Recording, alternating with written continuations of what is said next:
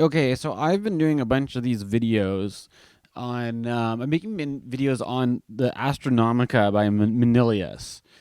Um, but I haven't really been talking about what's actually been going on that much. I've kind of fallen off the keeping up with what's been going on around, around the time of eclipse season, because let's face it, eclipse season can be a bit hectic, and I was facing some of my own drama in my life for a while there, which was a bit distracting. But now I think I've kind of resolved that to a point where I can get back on the wagon here and talk about the astrology that's going on. Um, so if you look at where the north and south nodes are, they're in Gemini and Sagittarius. Um, Although it was kind of funny because the eclipse happened basically at the point of summer solstice, which is right at the cusp between Gemini and Cancer, and it kind of perfected as the moon and the sun were going into Cancer, creating with basically the last. It's kind of an interesting point for there to be an eclipse on, because it's an eclipse right at the peak of summer, right? So if you can think of the imagery of like the increase of daylight and the time when the daylight is the most in the northern hemisphere being also the time when there's a complete solar eclipse. I mean, this happened around India and China, right? But at that point of the summer solstice, it's kind of loaded. It's a very highly charged eclipse that took place in the sign of Cancer, and it'll be the last Cancer eclipse that we're going to have for a while. The next ones this winter are going to be in Gemini and Sagittarius. Um, and so we had the eclipse, and what happened also recently was Mercury station direct, right? So if I just back it up here, right? We go back a couple days. There you see Mercury retrograde July 10th, and then on July 12th, it goes direct. Now, as Mercury was retrograding here, at some point in time in the past, we had, around here, right? We've got Mercury. So you look at Mercury at 6 here, and Mars at 6 there. It's hard to get it exactly, but here's within a degree of each other. There was a perfection of the square between Mars and Mercury on July 7th. Now, after that, Mercury continued to go backwards and Mars continued to go forwards, so they were kind of separating in their aspect. So right now, Mars has continued to go further ahead. Mercury is slowed down and then turned around. But now what we're gonna have is, over the course of the next month here to the end of July, Mercury's slowly gonna catch back up again, right? So you see Mercury's at 10, Mercury's at 11, 12, 13, to the point, I think it's, July 27th here, where you've got a perfect square between Mars and Mercury, right? And it should also be taken into account that, well, for one thing, when you have eclipses, the thing about an eclipse is that eclipses, it's not like the moment the moon crosses the path of the sun and there's a big blackout. It's like you snap your fingers and some big explosion goes off and all this stuff happens, right? Eclipses aren't really meant to be interpreted like that. It's more of like eclipses are a big dramatic event which acts as an omen of things to come, right? Like the actual perfection of the eclipse doesn't actually mean things are happening necessarily at that moment. It could be like the planting of a seed, though, perhaps, right? Because a solar eclipse is a new moon, when the moon is completely conjunct with the sun to the point that the moon blots out the sun, right? And so it sort of is kind of like the planting of a new seed that whose karma will flourish eventually over time. And one of the ways you can kind of understand what this actually means is you can look at other things happening in the sign of Cancer that could indicate kind of trigger off those things, right? Like kind of like trigger off what was started in the eclipse. And I think that Mercury stationing direct and then coming into another square with Mars here is sort of hitting off a dynamic which happened around the time of the eclipse itself, and bringing out, setting off the things that are going to happen around this Cancer eclipse season. Now, I think maybe, I guess I can just keep talking like this. You don't see my face here, though, as I'm talking. I'm wondering if I should switch to another screen here. Well, I've made some notes anyways. Maybe I'll just do the video like this. So when we get into understanding what a square between Mercury and Mars is, when Mercury's in Cancer and Mars is in Aries, there's a couple of things to think about. That Mercury, for one thing, is the messenger, right? It has to do with communication, it has to do with language, it has to do with speaking. And Mars is the warrior, has to do with fighting, with quarrels, with standing up for yourself. So that's a very basic kind of introduction here, but from that we can get some ideas such as verbal disputes and disagreements, or kind of heated exchanges. Hello. Okay, so for some reason my recording was interrupted. Yep. Okay, that works. Okay. So I'm going to switch to this view now and carry on what I was saying. I was talking about Cancer, and I was kind of interrupted at a point when I was talking about how Cancer is associated with the mother, the children, but ultimately it's a kind of a feminine symbol. And you can trace this back to the connection between the moon and the menstrual cycle. And there's a general kind of masculine feminine duality where the sun is a kind of seen to be a yang or masculine symbol, and the moon is seen to be a yin or feminine symbol. And there's something out of that where the moon is more of like the nurturing, receptive mother, and the child, which is kind of like, if you maybe see the light that's reflected from the sun in the moon, is sort of like the reflection of the original thing, is sort of like the child to the parent kind of thing. That might have something to do with the symbolism too.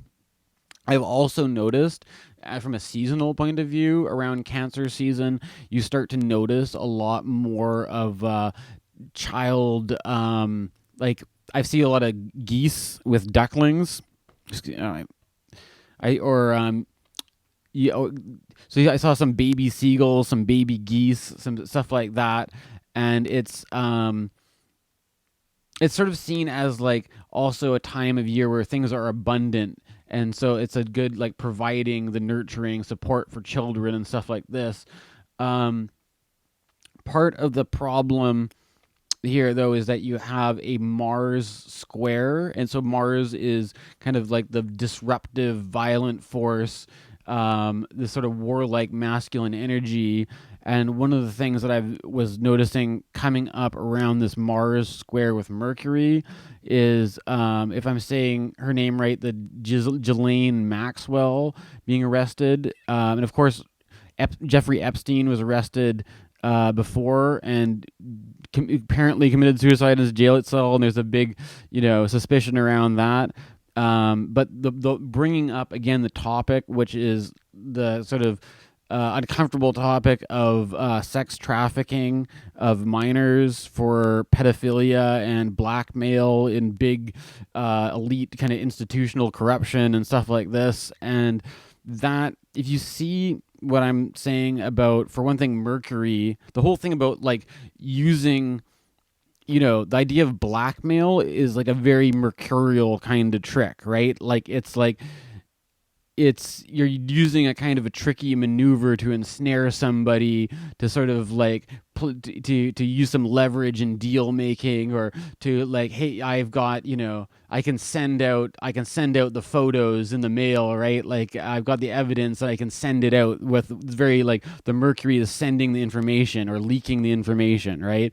um um and the sign of Cancer representing there's when Mars is square, when Aries is squaring Cancer and Mars is squaring Mercury, there's that thing of the squaring the topics of the feminine, the children, that kind of stuff. And this isn't a nice astrology talk by any means, because it also, I have a run a group that I started to try to track this, what's happening in the news, called Current Events Astrology. You can look it up on Facebook if you want to join. A friend of mine who I took an astrology class with was commenting that she saw 3 different news cases of fathers killing their daughters. And so, like, obviously this is some pretty dark, uncomfortable stuff, but what we're seeing is some pretty extreme manifestations of what can come from a Mars square. With Mars was also squaring the sun too earlier. That's another thing to keep in mind. And now that the sun has kind of like moved away from that, but we're going to get another increase of this Mars square Mercury dynamic. And that's this I'm just pointing out some of the worst of it right now, basically, but this is kind of what comes to mind.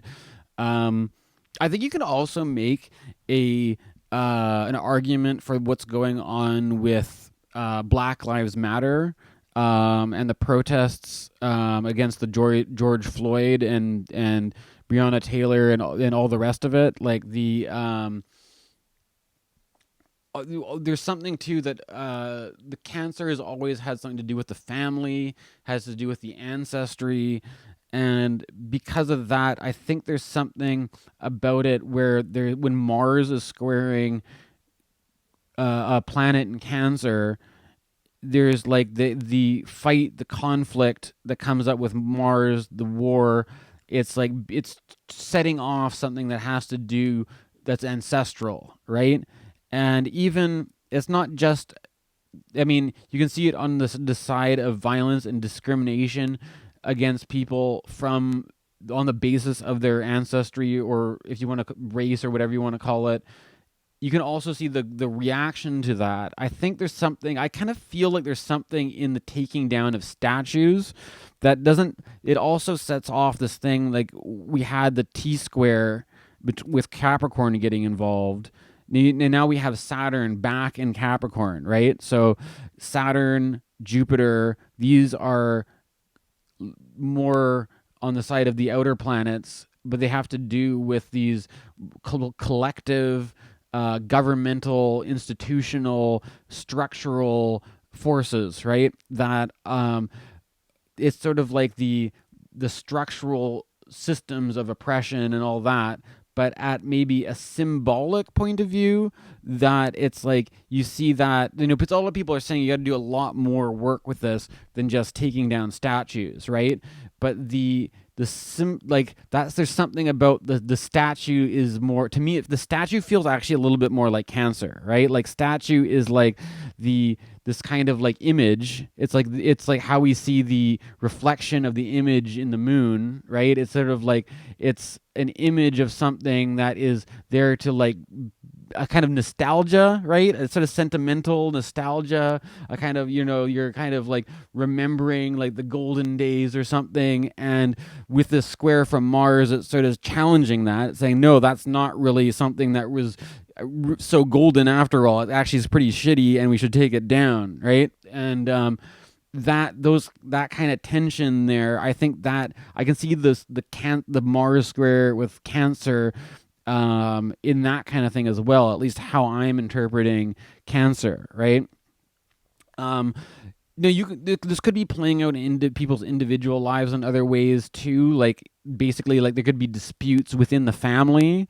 There could be disputes around children. There could be disputes. It could be like parents like who are separated arguing over a custody battle. It could be parents getting really protective over their kids. There's like the kind of the mama bear thing coming out. There's I remember too in the George Floyd thing, there was a woman who had a sign that was like, when George Floyd called for his mother, he called for all mothers, right? So there's this big parental protective thing coming out, that's being emphasized by the square between Mercury and Mars. I've just got some notes here I'm going off of. Just, I think that's pretty much a lot of the ideas I kind of wrote in my notes there.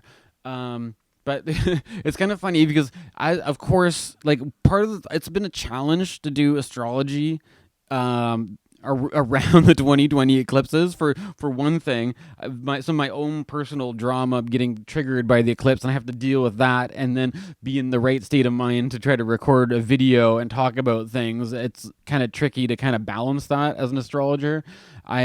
I'm kind of admire the people who get on here all the time and are always making astrology videos. It's not it's not easy, right? It takes work. It takes a certain kind of dedication, and I'm just starting out. I'm kind of getting the hang of it, right?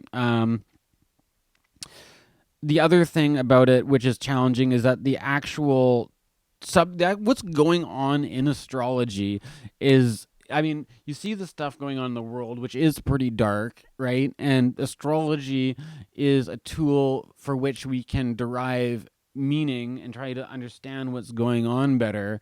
But I think if you're a kind of person who's into really kind of positive psychology, it's a really challenging time to be into astrology, right? Because it's like, how do you put a positive spin on like the Epstein stuff? This is as dark as you get, probably, right? Like, how do you spin that into something you can be cheery? How do you spin, like racial violence into something to be positive about? How do you spin like coronavirus pandemic into something to be positive about, right?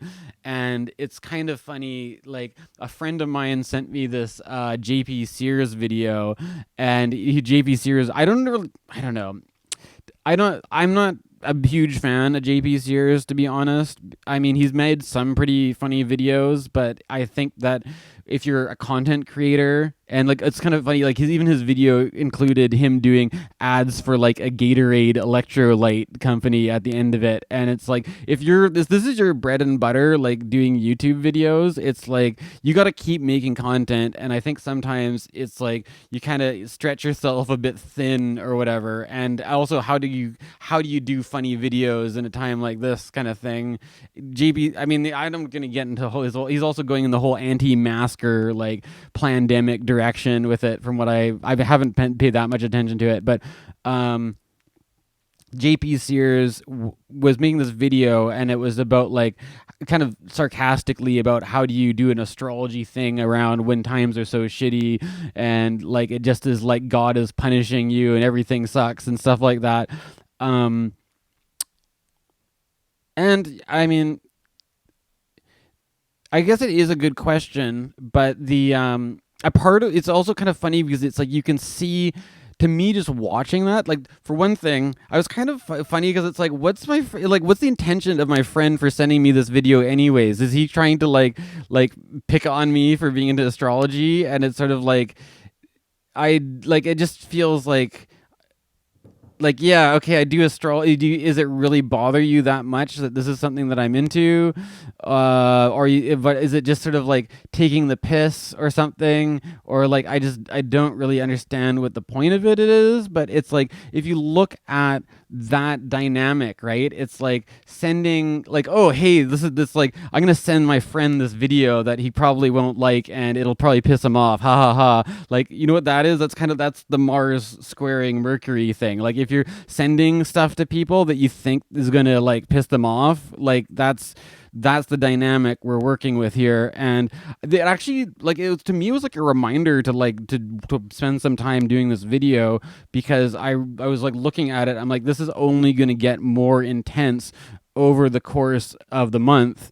And then, like, it was in the JP Sears video, he's also talking about some stuff that's like just getting to pointless arguments with people online. And I'm kind of like, are these old friends of mine trying to like troll me into some like stupid argument about something for no reason?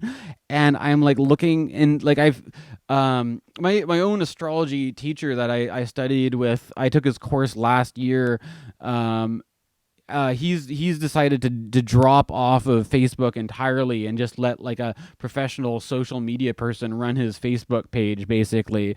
And I'm not. I don't know. I mean, I've got a different relationship with Facebook because I don't just do astrology for it. I also run I'm facilitating a support group, and until we find some sort of way to migrate that off of Facebook, I think at least I'm going to be keeping on there to help organize that group, because that's been a really important thing for me over the years. But as far as like, I'm looking around, and that's what you notice, especially this is going to get brought out by the Mars Mercury square, is like there's going to be a lot of people starting fights with each other over stupid things and getting heated and going into tirades against each other, and just like it does seem it could be a good idea to, like, maybe tune out a bit from Facebook world. I think one thing that what I've learned from astrology is that, like, it's if there's these forces that are, they're trying to, like, something is trying to show up in your life, right? And it's trying to find the path of least resistance, maybe. Like, how is this thing going to get into your life and make itself known, right? And if you're spending all your time on the computer, like, a Mars square Mercury dynamic is going to probably show up first on social media, right? Like, it's gonna that's a very mercurial place, because it's all like language, communication, typing things out, even recording stuff like this is considered to be under the domain of Mercury, right? So if you're doing a lot of that stuff, that's just where it's going to show up. And I think, like, I'm not really somebody who advocates for avoiding things, because it's kind of like, if it's not going to show up there, it's going to show up somewhere else, probably. But it's like, I think there still is, if there's some certain things that that this is if I get into this, I'm just gonna, this is just gonna set me off. Maybe I don't know. I'd be interested to what you think. Anyways, do you think it's good to avoid this stuff, or do you think you just end up getting arguments somewhere else if you're not getting into arguments online, right? Like, that's one of the things. I'm Scorpio rising. I'm a Mars ruled sign, and I'm kind of like aware, like, I do my, there's a lot of times where I'm like, wow, there's a lot of assholes on the internet, but I'm not going to comment, even if I could, like, have a mouthful for this person. I'm just going to step back or whatever. But that my argumentativeness is still looking for some way to get out somewhere, right? Like, if it doesn't happen there, maybe something else will, and that kind of stuff. Yeah, it is an issue to look out for and become more aware of and deal with. There's also this whole thing, like the JP Sears video is like, if you look that up, and I was thinking about maybe even taking, I'm not gonna use clips of it in this video, but if you look at the general tone of it, he's doing this mercurial thing, like, he's putting a video out there, but you can he looks a little bit disturbed by the whole coronavirus thing, right? And don't blame him, because I think we all are to some extent. We're all just coping the best we can. But, like, he's like, it feels like a very Mars square Mercury video. Like, he's just, like, upset about everything and spewing this sort of shit. And it's like, I'm not even quite sure what his point is behind it anymore. It's like he's just really resentful of astrologers because, like, we're not positive enough. And it's like, what, like all you do is do snarky, cynical videos, and you're criticizing astrologers for not being positive. I don't know.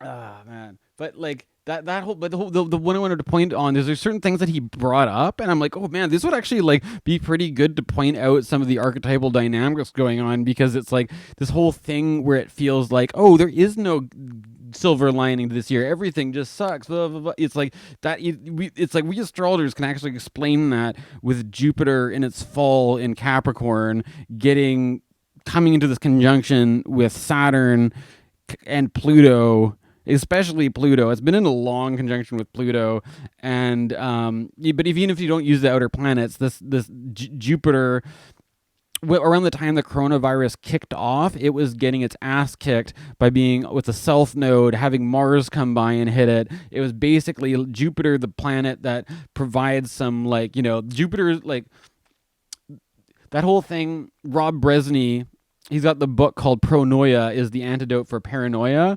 Well, Jupiter is the planet that has to do with pronoia. And when Jupiter is in Capricorn, pronoia, it can be in short supply. Let's just put it like that, okay? So what we're dealing with a year where there's a shortage of positivity, a shortage of this sort of thing, like hope or whatever. And you know what? I personally, I don't know. I mean, I have to be grateful for the fact, like, I don't know. Everybody has their challenges. Maybe I'm in a place where I'm privileged that I can spend my time right now making videos like this. You know what I'm trying to say? It's like I'm thankful of my position, and I'm not personally all that resentful of what's going on at a collective level. I think there's a lot of stuff we have to work out, right? If anything, though, we astrology, we can see that these things are temporary, that things are going to change, and perhaps all the problems coming up to the surface are part of that change. And it's like we can't just passively, we have to participate in life. And I don't advocate as an astrologer just being passively avoidant of things.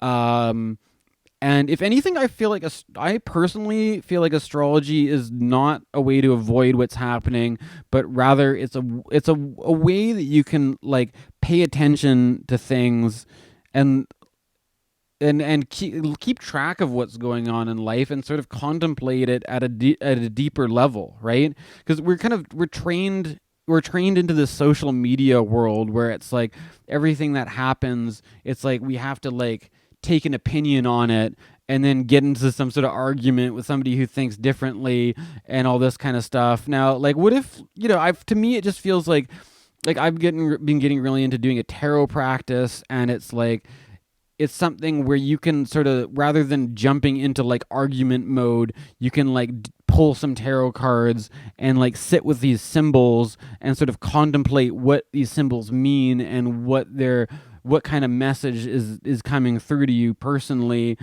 And just, like, taking the time to do that is, like, a lot different than, like, jumping into this immediate, like, emotional reactivity flame war thing. It's like you're slowing down and you're starting to become more, sometimes you have to contemplate things and kind of, like, well, ideally, I think it helps because it helps to show you where your blind spots are, right? It helps to show you, and also helps to show you that it's like these things are, just in the mix, right? This is what's going on for a lot of people right now, and to be prepared for it. And I mean, what can you honestly say? I mean, even if I was an astrologer, with everything that was going on, I wouldn't be expecting things to just get better tomorrow, right? Like, I would be buckling up and, like, preparing for the worst of it or whatever.